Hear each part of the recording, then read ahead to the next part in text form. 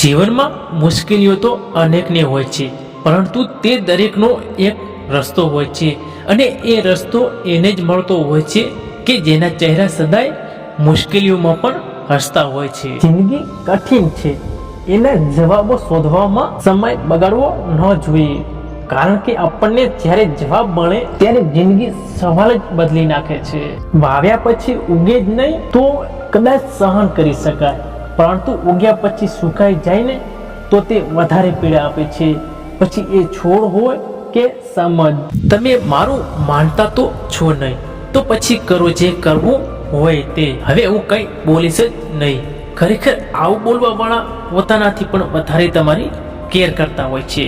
જિંદગીની દોડમાં એકાદ વળાંક એવો અચૂક આવે છે કે જ્યાં સત્ય અને સમજણ બંને માણસ પાસે હોય છતાં પણ નિર્ણય લઈ શકતું નથી. સવારની ચાય અને વડીલની રાય નિયમિત લેવી, પણ ગરીબની હાય અને નવરાની રાય ક્યારેય ન લેવી. જ્યારે તમે કશું જ ના કરી શકો ત્યારે એક કામ જરૂર કરો, પ્રયત્ન.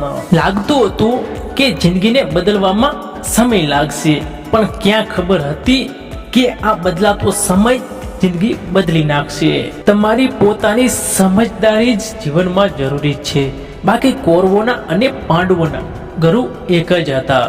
કારેલાથી પણ કડવો માણસ ખરા સમય કામ લાગે છે. સાકરથી પણ મીઠો માણસ જિંદગી તબાહ કરી નાખે છે. ચોઘડિયા જોઈને કોઈ કામ નહીં કરો તો ચાલશે, પણ કોઈ મજબૂરનો ચહેરો જોઈ તેનું કામ કરી દેશો તો તમારા ચોઘડિયા આપોઆપ સુધરી જશે. શબ્દ પરથી માણસની પરખ કરવી એ તો અનુચિત છે, કારણ કે ભલે લીમડો કરવો અને ખાંડ મીઠી હોય, પરંતુ વધુ લાભદાયક કોણ એ તો સમય જ બતાવશે. ધૈર્ય અને મહેનતથી એવી બધી જ વસ્તુઓ મળી શકે છે. તાકાત અને ઉતાવળથી ક્યારે મળી શકતી નથી. તો મિત્રો, તમે વિડીયોની અંત સુધી આવી ગયા છો તો વિડીયોને લાઈક, શેર અને સબસ્ક્રાઇબ કરી દેજો. જય માતાજી ને જય મુરલીધર.